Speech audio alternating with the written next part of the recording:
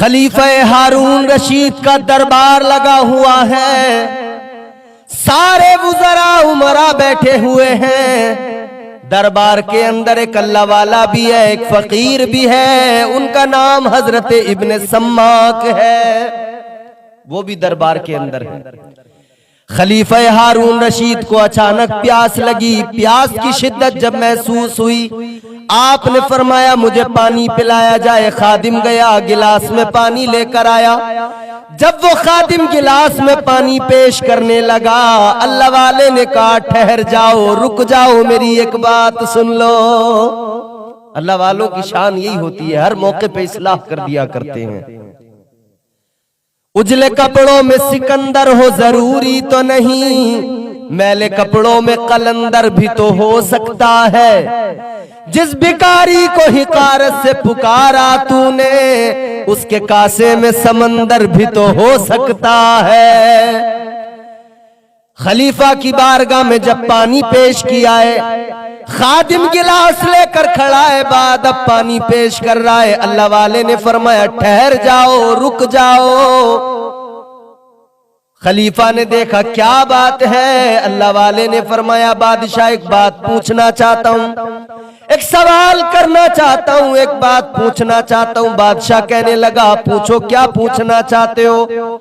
अल्लाह वाले ने फरमाया ए बादशाह, ए खलीफा, अगर कोई जिंदगी में तुम्हारी ऐसा वक्त आए कि प्यास की शिद्दत तड़पा रही हो, पानी दूर दूर तक मौजूद न हो, अगर ऐसा वक्त आ जाए कि बेकरारी बढ़ रही हो, एक गिलास पानी की कीमत उस वक्त में क्या होगी जबकि तुम्हारी जिंदगी बचाने के लिए इतने पानी की जरूरत हो, तुम उस वक्त में इस पानी की कितनी कीमत अदा कर सकते हो? बादशाह कहने लगा, खलीफा हारून रशीद ने कहा ए अल्लाह वाले, उस वक्त में मैं उस पानी के लिए आधी सल्तनत को दे सकता हूं और पानी को खरीद सकता हूं। तो खलीफा हारून रशीद ने जब कहा ना कि आधी सल्तनत देकर खरीद लूंगा, तो फिर अल्लाह वाले ने कहा अच्छा ये बताओ, ये पानी तुम पी लो, तुम्हारे पेट के अंदर चला जाए, लेकिन ये फिर बाहर ना निकले। ऐ बादशाह, पेशाब अगर बंद हो जाए, यही पानी जो तुम्हारे पेट में जाए वापस बाहर ना निकल सके, तो बताओ उसके इलाज में कितनी उसकी कीमत देकर इलाज कराओगे, कितनी दौलत खर्च कर सकते हो? बादशाह कहने लगा अल्लाह वाले, आधी सल्तनत देकर मैं उसका इलाज कराऊं, मतलब आधी सल्तनत पानी के लिए, आधी सल्तनत पेशाब बंद हो जाए तो इलाज के लिए।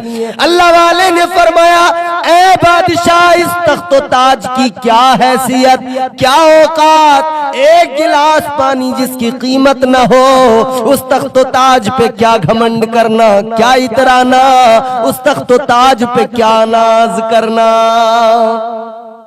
जब इतना सुना तो सबक आमोज, नसीहत आमोज कलिमात थे अल्लाह वाले के, जवाब न बन सका। मेरे अजीजों याद रखना, यही दुनिया की हकीकत है, ये दुनिया की हकीकत है कि दुनिया चाहे जितना आप दिल लगाओ, दुनियादार चाहे जितने बड़े बन जाओ, मगर दुनिया की हकीकत इससे ज्यादा कुछ नहीं।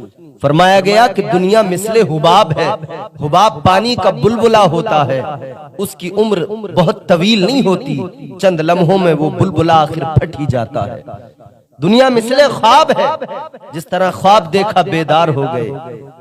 अजीजो दुनिया से दिल न लगाओ। हजरत महबूब इलाही हजरत निजामुद्दीन औलिया रहमतुल्लाह अलैह, जवानी थी आपका, शबाब का आलम था, आपके 2-3 साथी और आप लोग जो है एक कीमिया साज के पास पहुंचे जो सोना बनाया करता था किसी धात से।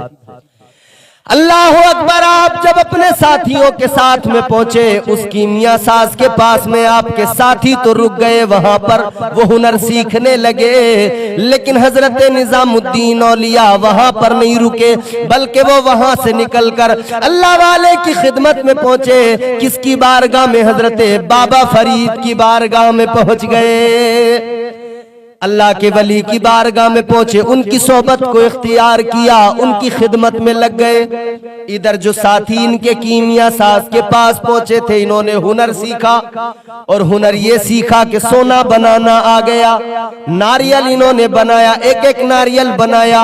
40 दिन की मेहनत के बाद में फिर हजरत निजामुद्दीन औलिया की बारगाह में आए। आकर कहने लगे तुम तो वहां पर नहीं रुके, देखो हमने क्या सीखा। हमारा हुनर ये है, एक एक नारियल हमने सोने का बना लिया, हमें मिल गया। तुम भी अगर वहां पे होते तुम भी बना लेते। हजरत महबूब इलाही ने इतना सुना और जिनकी सोहबत में, जिनकी तरबियत में है, अल्लाह अकबर, हजरत बाबा फरीद ने भी इस जुमले को सुना। अल्लाह अकबर। हजरत बाबा फरीद ने फरमाया, ऐ निजामुद्दीन मुझे इस्तंजा करना है, जाओ जरा मिट्टी का ढेला ला कर दे दो। अब हजरत महबूब इलाही जब चले ना, उन दोस्तों के, अपने साथियों के सामने से गुजर के मिट्टी का ढेला उठाने, जैसे हजरत महबूब इलाही ने मिट्टी का ढेला हाथ में उठाया, अल्लाह की कसम मिट्टी थी, मगर महबूब इलाही का हाथ लगा तो वो मिट्टी मिट्टी न रही बल्कि वो सोना बन गई। वो डेला सोने का बन गया। अल्लाह अकबर। साथी भी हैरान, उसको नीचे रखा, दूसरी मिट्टी उठाई, दूसरा डेला उठाया, वो भी सोने का बन गया, तीसरा उठाया, वो भी सोने का बन गया। आ गए बाबा फरीद की बारगाह में, हाथ जोड़ के अर्ज करने लगे, हुजूर जिस मिट्टी के ढेले को उठाता हूँ सोने का बन जाता है। अल्लाह अकबर कबीरा। अब बाबा फरीद ने फरमाया, ऐ निजामुद्दीन तुम्हारे साथियों ने हुनर सीखा, कीमिया सास के पास पहुंचे, मगर उन्होंने 40 दिन मेहनत के बाद में इतना हुनर सीखा, बड़ी मुश्किल से किसी धात से सोना बनाया। लेकिन सुनो, तुमने अल्लाह के वली की सोबत इख्तियार की, अल्लाह ने तुम्हें ऐसा साहिबे कमाल बना दिया। अब तुम जिस मिट्टी को हाथ लगा रहे हो वो मिट्टी खुद सोना बन रही है। तो ये वलियों की शान होती है। हजरत महबूब इलाही से सरकार बाबा फरीदुद्दीन गंज शकर रहमतुल्लाह अलैह फरमाते हैं, ऐ महबूब इलाही निजामुद्दीन सुनो, दुनिया की अहमियत सिर्फ इतनी है कि चाहे दुनिया, ये सोना चांदी आजकल बड़ा दिल लुभाता है ना, आप फरमाते हैं कि सोना इस्तंजा भी नहीं कर सकते इससे, ये दुनिया की हैसियत है कि इससे पाकी भी हासिल नहीं की जा सकती है।